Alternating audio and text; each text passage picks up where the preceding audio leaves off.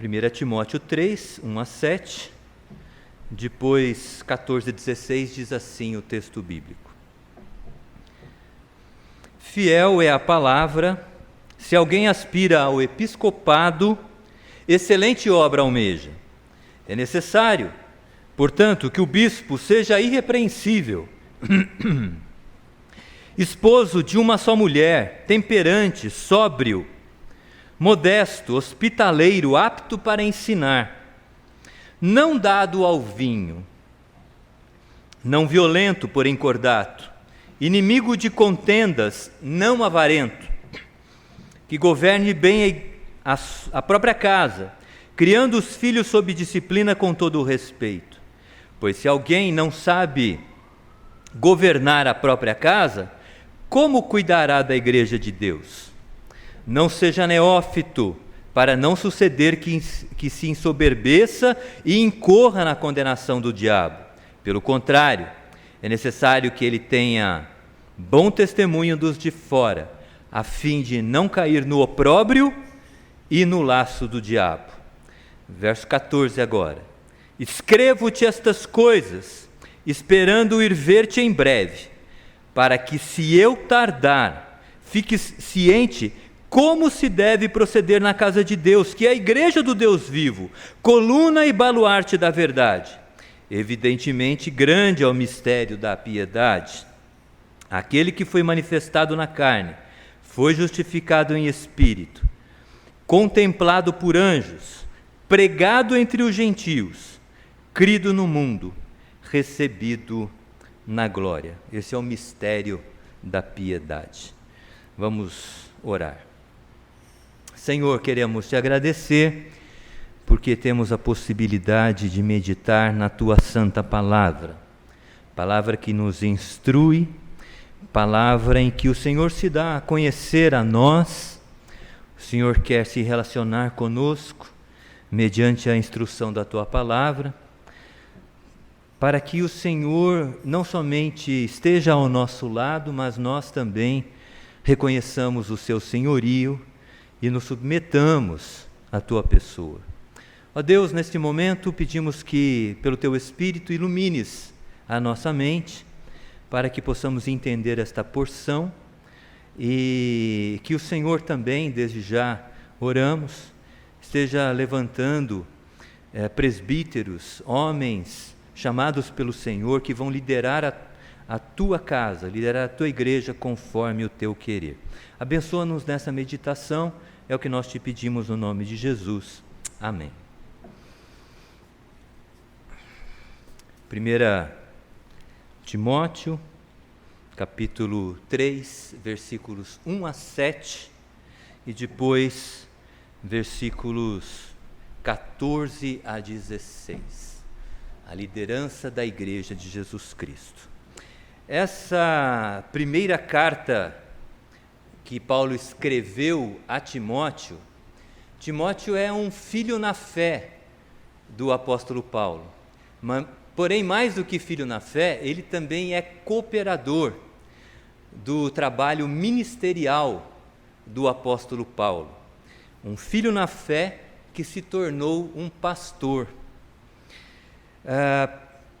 Paulo escreve ao seu filho na fé, o cooperador, em seu ministério pastoral, aqui nesta carta, mas nós devemos lembrar que Paulo, ele escreveu 13 cartas no Novo Testamento. 3 destas cartas são chamadas de cartas pastorais. Só para a gente lembrar um pouco da classificação do Novo Testamento, nós sabemos que o Novo Testamento ele é composto de 27 livros. Os 4 evangelhos, Mateus, Marcos, Lucas e João. O livro histórico, que é o livro de Atos dos Apóstolos, 5 livros. 21 cartas. 21 mais 5, 26. E um livro profético, o livro de Apocalipse. 27 livros no Novo Testamento, que juntamente com os 39 livros do Antigo Testamento, compõem 66 livros que são o nosso padrão de fé e prática, a Bíblia Sagrada. A palavra Bíblia é a palavra biblos, no grego, que significa livros, coleção de livros. Se você tiver uma Bíblia na sua casa, você já tem uma pequena biblioteca, são 66 livros, né? Mas, em relação aqui à carta de Paulo, ele foi o maior escritor do Novo Testamento. Ele escreveu 13 cartas e 3 dessas cartas são as chamadas cartas pastorais. Quais são as cartas pastorais? 1 Timóteo, 2 Timóteo e Tito. As 3 cartas pastorais. Por que elas receberam essa denominação, cartas pastorais? Porque tratam de questões ligadas ao ministério pastoral. Como o pastor, o presbítero docente, como os presbíteros leigos, eles devem se portar para não terem o seu ministério desqualificado. Como que eles devem proceder? Paulo fala isso nas cartas pastorais. E além disso, Paulo também instrui Timóteo e Tito, nas cartas pastorais, a organizarem a igreja conforme o padrão apostólico, conforme o ensino dos apóstolos. No texto que lemos, Paulo orienta Timóteo especificamente sobre a escolha de bispos ou presbíteros para a igreja. Veja que ele usa o termo episcopado, né, no versículo 1. Se alguém aspira ao episcopado, excelente obra almeja. Episcopado é a função, é o cargo. Quem exerce o episcopado é o bispo. Quem exerce o presbiterato, que é a função, que é o cargo, aquele que ocupa essa função é o presbítero. Esses termos, presbítero, bispo, no Novo Testamento, são termos correlatos. O que isso significa? São termos relacionados, ligados, que expressam a ideia de liderança na igreja. Muitas vezes eles têm significados distintos. Um bispo significa, literalmente, aquele que é o supervisor, aquele que gere, aquele que zela, aquele que cuida da igreja, do trabalho na igreja. Presbítero, a ideia de alguém ancião, alguém que já tem uma idade madura, que é experimentado e por conta disso é considerado alguém sábio. Essas palavras no Novo Testamento são usadas por Paulo de forma indistinta. Às vezes ele fala presbítero, às vezes ele fala bispo. Aqui em 1 Timóteo ele usou o termo episcopado, referindo-se a bispo, né? Mas, por exemplo, quando ele estava na cidade de Mileto e manda chamar a liderança da igreja de Éfeso para vir encontrar-se com ele, porque ele queria passar algumas instruções à igreja, aos líderes da igreja de Éfeso, ele diz para aqueles que foram chamar: manda chamar os presbíteros para virem até mim. O apóstolo Pedro, no texto que a gente leu, ele usou o termo presbítero. Então, seja bispo, seja presbítero, todos os termos estão ligados à liderança da igreja, cada um tem um significado diferente, mas são termos correlatos, utilizados para se referirem à liderança da igreja de Jesus Cristo. O importante no Novo Testamento, o importante para o apóstolo Paulo, é que esses dois nomes dão ênfase ao ato de servir. O presbítero ou o bispo, eles devem exercer a liderança na igreja de Cristo, servindo a Deus, com dedicação, servindo ao próximo, aos irmãos, às irmãs, por amor ao Evangelho de Jesus Cristo. Então, na nossa igreja, o termo presbítero ou bispo não significa hierarquia. Na nossa igreja não funciona assim. Não há hierarquia dentro da nossa igreja. Em outras igrejas, quando se fala em bispo, é uma função hierárquica superior a uma outra função. Mas na nossa igreja não. A ênfase é que o líder é chamado por Deus para servir. Tanto é assim, meus amados irmãos e irmãs, que o apóstolo, na passagem, nós vamos ver isso, ele apresenta as qualificações daqueles que são chamados para servir, liderando a igreja de Cristo. E essas qualificações são exigências morais, éticas. Há uma qualificação, nós vamos ver, tem a ver com atributo intelectual. Sim, eu acho.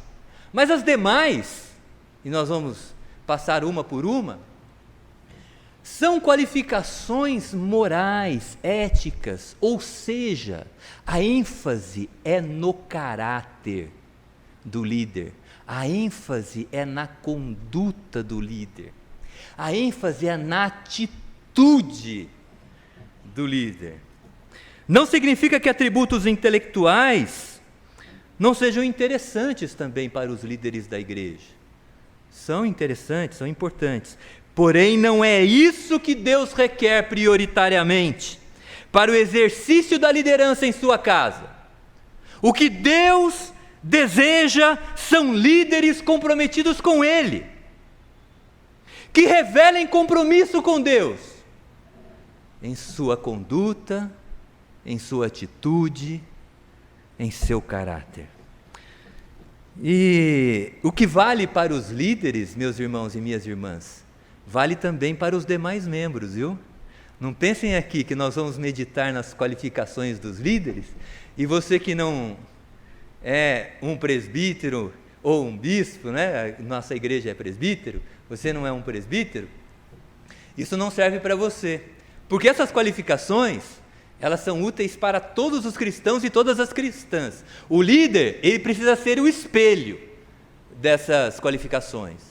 Ele precisa ser a referência em relação àquilo que Paulo vai dizer. Mas antes de falar das qualificações, o apóstolo Paulo, ele traz uma palavra de estímulo, de incentivo para aqueles que desejam liderar, depois da família, a maior de todas as instituições existentes no mundo.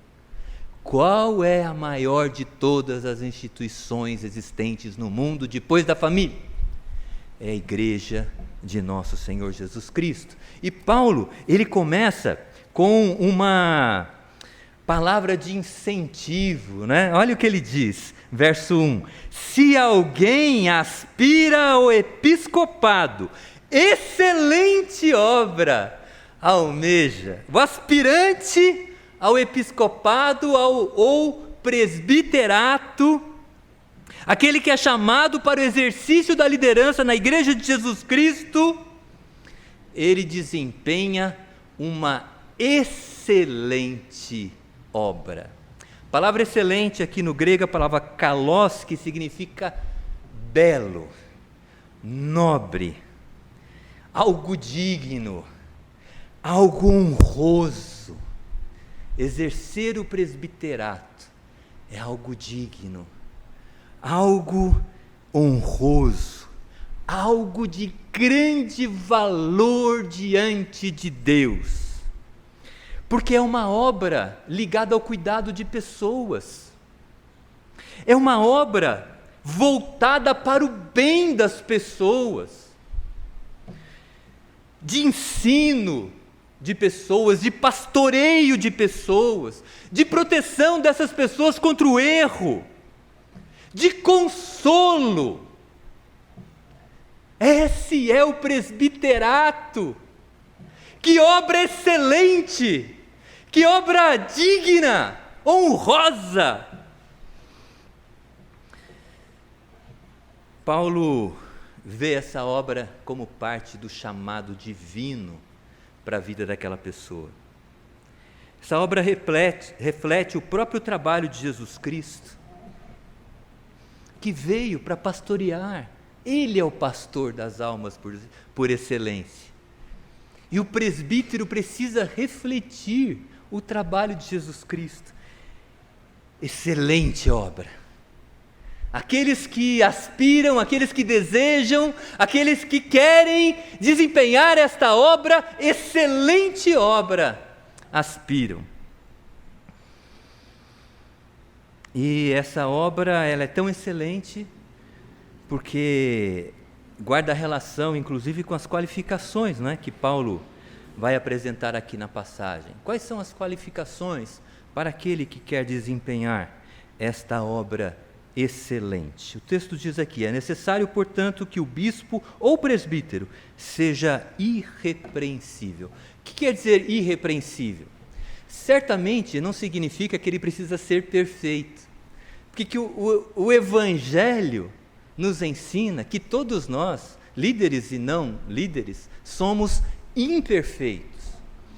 Porém, o presbítero, ele não pode ter uma conduta duvidosa, uma conduta que comprometa a sua reputação e o torne vulnerável a críticas. Em outras palavras, o presbítero não pode ter telhado de vidro. Sabe telhado de vidro? Fácil de quebrar, não é? A famosa vida dupla. Não pode. Pessoa irrepreensível, não perfeita, mas uma conduta séria, que não seja duvidosa. Esposo, diz o texto aqui, de uma só mulher. A ideia não é de que o presbítero seja monogâmico, tenha envolvimento somente com uma mulher, não é essa a ideia, porque monogâmico, todos nós devemos ser cristãos. A ideia, quando o texto Paulo fala aqui de esposo de uma só mulher, é de que ele deve ser fiel à sua esposa.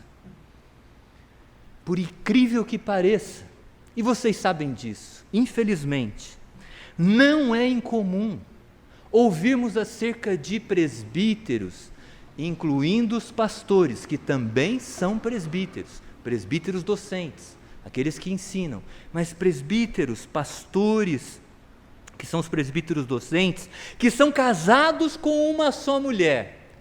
Porém, a gente ouve dizer que o fulano, ele, abre aspas, pula a cerca. E você sabe o que isso significa, né? Então, o presbítero, ele precisa ter compromisso fiel com o seu cônjuge, com a sua esposa. O texto diz que o presbítero também precisa ser temperante, alguém moderado nas palavras, nas ações, alguém que não seja guiado por impulsos ou emoções. No seminário, certa feita, eu soube de uma fofoca. Você pode achar estranho, mas no seminário a gente fica sabendo de muitas fofocas acerca da igreja, né? Mas naquela especificamente dava conta de uma determinada igreja, de uma determinada cidade, cuja reunião dos presbíteros, a reunião do conselho, a reunião da diretoria, terminou em cadeiradas, pontapés e socos, né? Onde estava a temperança daqueles presbíteros?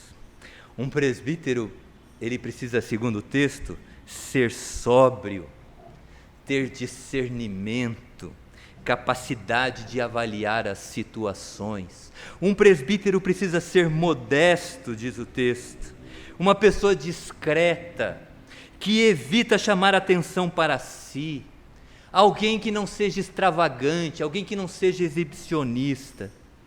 O texto também ensina que o presbítero deve ser alguém hospitaleiro. Essa característica é interessante, porque normalmente quando nós pensamos em alguém hospitaleiro, é alguém que abre a sua casa para receber as pessoas, né? Guarda relação com isso, sim, mas a ideia de hospitaleiro aqui é mais do que abrir a sua residência para receber pessoas. Ser hospitaleiro é abrir o seu coração, é abrir a sua vida para se relacionar com as pessoas, para receber as pessoas, é ser alguém acessível, ser alguém generoso,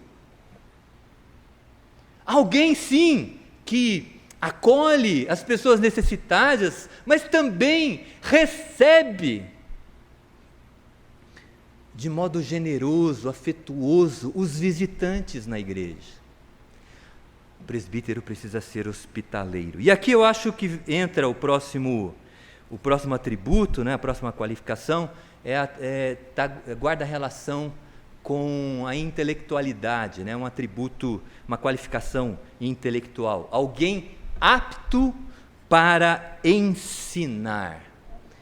Alguém que tem a capacidade de comunicar a palavra de Deus com clareza, com fidelidade às Escrituras, com sabedoria. E quando eu falo de comunicar, eu acrescento, usando a forma como os apóstolos registraram os textos na Bíblia e a maneira como eles pregaram o Evangelho.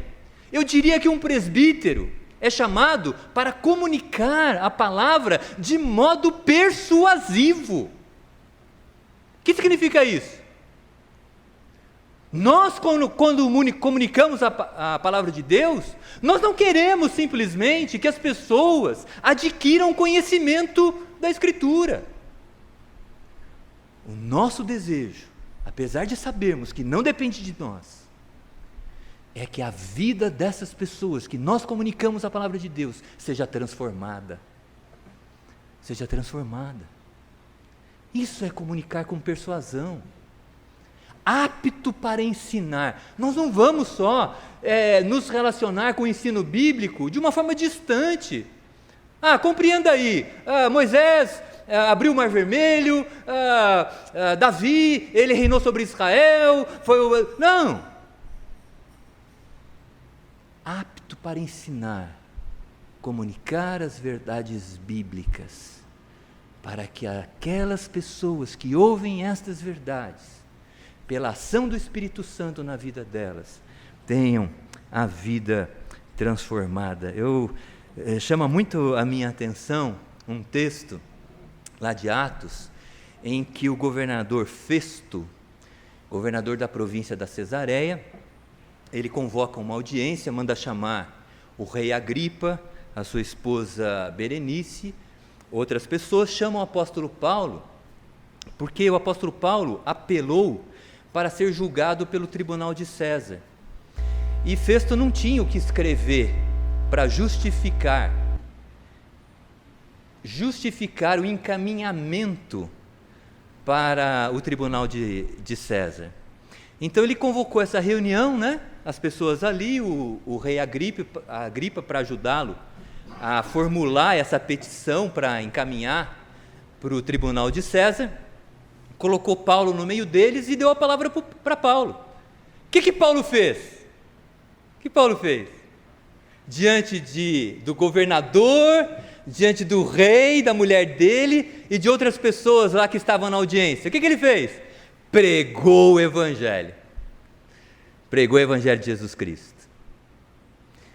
E a certa altura, quando ele pregava, ele disse para o rei, isso que eu estou dizendo, É do seu conhecimento. O senhor conhece os profetas, o senhor conhece o Antigo Testamento. Sabe o que o rei disse para ele? Disse assim: Paulo, você quer me persuadir por tão pouco, por essas palavras que você está dizendo, você quer me persuadir a crer em Jesus Cristo por tão pouco? E Paulo disse para ele: rei, se Deus permitisse, seja por pouco ou por muito, eu gostaria que não só o Senhor, mas todas as pessoas que me ouvem aqui, fossem tal como eu sou, crente em Jesus Cristo como eu sou, salvo essas cadeias. Quero que ninguém esteja preso, mas eu quero que vocês sejam como eu sou. A obra de Jesus Cristo que me transformou, eu quero que alcance a vida de vocês. Outra qualificação aqui: não dado ao vinho. Qual que é a ideia?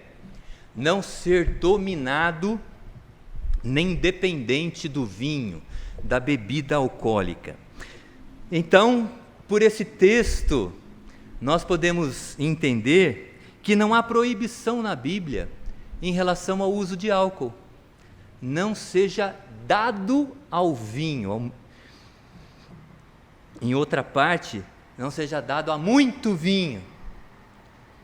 Não há proibição do uso de álcool na Bíblia. O que a Bíblia não aprova é a embriaguez. O que a Bíblia não aprova é a falta de controle, a perda da sobriedade. Mas não seremos justos com as Escrituras se nós afirmarmos que há proibição ao uso de álcool. Não há. A proibição é a perda de controle.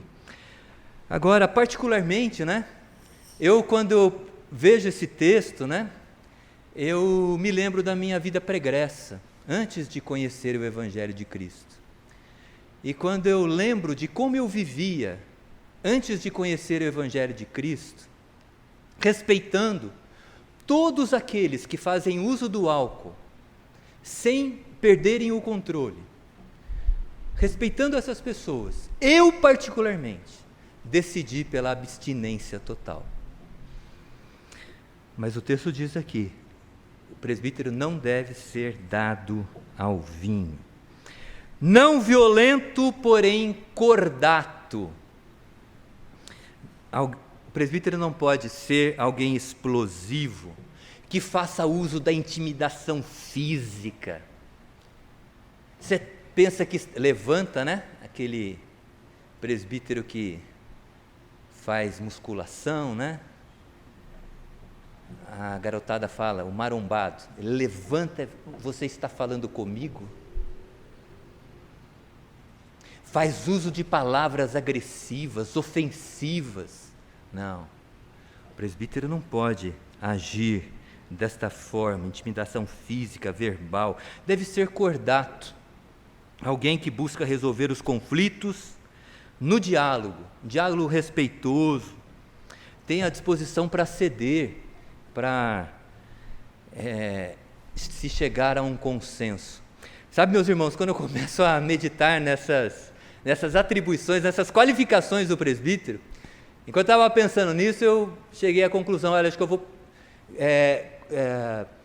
fixar este sermão da porta do meu armário, porque eu preciso ficar olhando para essas qualificações o tempo todo, porque minha esposa está aí, ela sabe que nem sempre eu consigo ser tão cordato como deveria. O texto ainda diz: não avarento. O presbítero não pode ter amor ao dinheiro, um amor que esteja acima de Deus na vida dele. O amor ao dinheiro, quando nós substituímos o nosso coração, qualquer adoração, quando nós nos prostramos em reverência dentro do nosso coração a qualquer coisa que não seja Deus, isso significa idolatria. A avareza é idolatria, aquele que ama o dinheiro acima de Deus. O presbítero não pode ser motivado pelo lucro financeiro, pela ganância. O presbítero tem que ter o foco na riqueza do reino de Deus, na vida das pessoas, elas se tornem mais ricas da graça de Deus e de Jesus Cristo. E agora nós vamos para as qualificações finais, né? Cada uma delas tem um versículo próprio. O versículo 4 diz que o presbítero deve ser alguém que governe bem a própria casa, criando os filhos sob disciplina, com todo o respeito. Porque se alguém não sabe governar a própria casa, como cuidará da igreja de Deus? O presbítero deve ser alguém que governe bem a sua casa. Antes de ser líder da igreja, ele precisa passar no teste da liderança da própria família, do seu próprio lar, da sua própria casa. Ele tem que gozar do respeito e da obediência dos filhos. A obediência e o respeito dos filhos confirma a maturidade desse homem, líder dentro de casa, que o credencia para ser líder na igreja. Versículo 6 diz: não seja neófito, para não suceder que se ensoberbeça e incorra na condenação do diabo. Literalmente, a palavra neófito significa recém-plantado. Recém-plantado. É uma metáfora, é uma figura que fala acerca do novo convertido. Um novo convertido na fé em Jesus Cristo é um neófito, é um recém-plantado na igreja, sem experiência na fé ainda, sem a maturidade espiritual. Imagine se alguém com essas qualificações se torna líder dentro da igreja.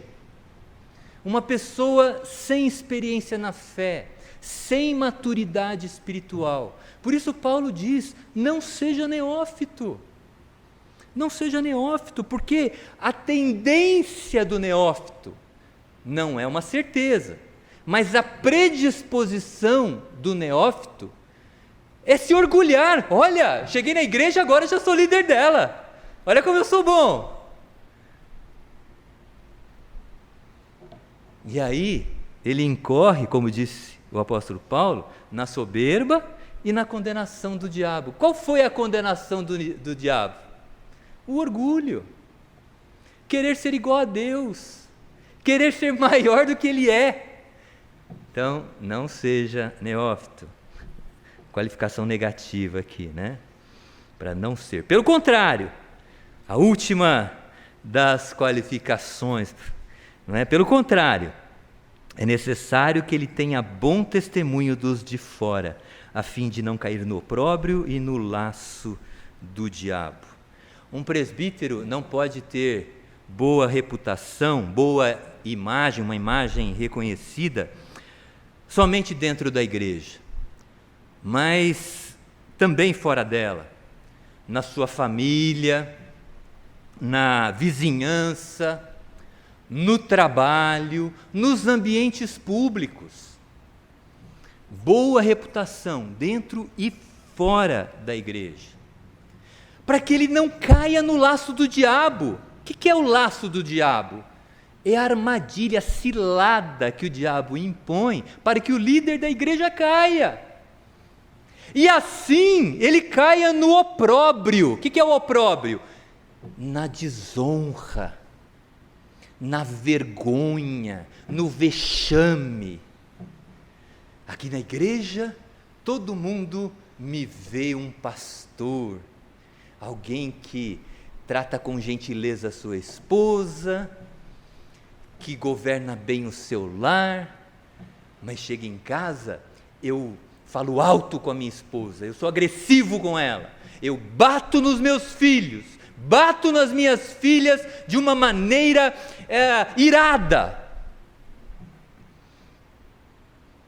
Eu estou no ambiente público, aqui na igreja, eu só tomo chá e café e água. Mas no ambiente público, eu me embriago e dou vexame. Na vizinhança, eu sou agressivo. Não consigo me relacionar com os vizinhos.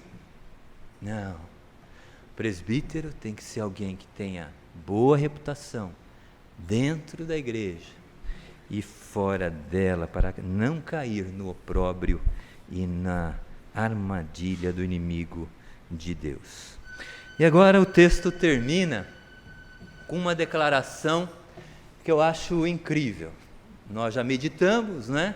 Que essa obra, o presbiterato, o líder dentro da igreja, é uma obra excelente, é um estímulo, mas as qualificações em sua essência, morais, ligadas à conduta, à postura dessa pessoa, a atitude dessa pessoa, o caráter dessa pessoa. E Paulo termina essa orientação ao seu jovem ministro Timóteo, seu filho na fé, seu colaborador na obra ministerial, né? Ele orientou Timóteo em relação à liderança exercida pelos presbíteros. Nós não meditamos, né, objeto hoje da nossa meditação, a liderança realizada pelos diáconos dentro da igreja, mas ele termina com uma palavra mostrando que esses líderes, presbíteros e diáconos, hoje nós meditamos nos presbíteros, eles vão liderar a igreja. O que é a igreja? Olha o que ele diz no verso 14. Escrevo-te estas coisas, Timóteo, esperando ver-te em breve, para que, se eu tardar, tu fiques ciente de como se deve proceder na casa de Deus. E ele vai falar, casa de Deus, que é a igreja do Deus vivo, coluna e baluarte da verdade. Coluna e baluarte, igreja do Deus vivo, coluna e baluarte da verdade. Por que a igreja é chamada de casa do Deus vivo, igreja do Deus vivo? Porque o nosso Deus é um Deus que quer se relacionar conosco. É um Deus que se dá a conhecer. Ele se revela a nós. Ele se revela através de toda a criação, mas especialmente por meio da sua palavra. Ele quer que nós o conheçamos. E por meio desse conhecimento, nós tenhamos um relacionamento com Ele. Que tipo de relacionamento? Que nós saibamos que Ele está presente na nossa vida. Que nós o reconheçamos como Senhor da nossa vida. A igreja é a igreja do Deus vivo, é o Deus que quer se relacionar comigo e com você, que vivencia a sua realidade no dia a dia. Não é para você sair aqui da igreja e esquecer de Deus, e voltar a se lembrar só no domingo de manhã, quando você pega a Bíblia para vir para a igreja. Ou muitos nem trazem a Bíblia, tem aqui no banco, né? Tenho que ir na igreja. Não. O relacionamento com Deus é diário. E Deus quer. E, na verdade, nós só conhecemos a Deus quando nós nos relacionamos com Ele. Sabe por quê? Porque a Bíblia ela traz ensinos, a teologia bíblica. Eu gosto muito da definição de um autor chamado John Frame. Ele diz que saber teologia é saber aplicar a Bíblia. Saber aplicar a Bíblia. Então, quando nós conhecemos a Deus, nós vamos sabendo aplicar os ensinos de Deus revelados na sua palavra, na nossa vida. Se nós sabemos de alguma coisa que nós não aplicamos, nós não sabemos. É o que diz esse autor. Não adianta saber só intelectualmente, tem que viver. E essa vida nós experimentamos no relacionamento com Deus vivo. A igreja é a igreja do Deus vivo, aquele que está conosco e nós o reconhecemos como o Senhor da nossa vida, aquele que nos transforma por meio desse conhecimento relacional com Ele. Mas a igreja não é só a igreja do Deus vivo. A igreja, diz aqui Paulo, é a coluna e o baluarte da verdade. Duas palavras, duas metáforas, duas figuras usadas pelo apóstolo: coluna e baluarte. Eu, estudando essa passagem, eu vi que alguns autores aplicavam essas duas palavras no contexto militar e no contexto da construção civil. Eu optei de ficar com a aplicação dessas palavras no contexto da construção, porque afinal de contas Paulo está orientando Timóteo a como edificar a igreja de Jesus, né? Construir esta igreja. Então, o que é uma coluna no contexto de uma construção? Uma coluna é uma estrutura que suporta cargas, certo, Caetano? Nosso técnico em edificações aqui, fazendo engenharia civil. Coluna é algo que suporta cargas. Uma coluna, ela é formada por concreto e aço, né?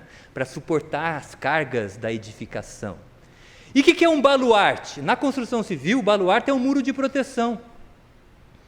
Então, se a casa ela é construída, se aquele prédio, aquela edificação, ela é construída em um local onde há possibilidade de deslizamento, então se constrói baluartes, muros de proteção, para, eventualmente, havendo deslizamento, ele seja contido e proteja aquela edificação. A igreja é a coluna e o baluarte da verdade. A igreja do Deus vivo é aquela que sustenta a verdade, protege a verdade. Que verdade é essa? A verdade acerca de nosso Senhor Jesus Cristo. O mistério, Paulo fala aqui, o mistério da fé. É um mistério para que as pessoas não saibam? Não! Jesus Cristo veio para cumprir aquilo que os profetas no Antigo Testamento disseram acerca dele. Ele veio para desvendar o mistério na realidade. Jesus Cristo é o mistério da piedade, de como nos relacionarmos com Deus. E o texto aqui termina dizendo essas palavras que são a verdade, verdades na fé cristã, né, as verdades fundamentais da fé cristã, que estão ligadas a Jesus Cristo. E Paulo diz: aquele que foi manifestado na carne, Jesus Cristo, a palavra de Deus, encarnou para viver como nós, como homem, como nós vivemos. Ele foi justificado pelo Espírito. O que significa isso? Que ele foi justificado, ou foi anunciado como justo, pelo ministério do Espírito Santo. O texto diz que ele foi contemplado por anjos, não somente nós homens, mas os seres angelicais também viram Jesus Cristo e reconheceram que ele é o Filho de Deus. Pregado entre os gentios.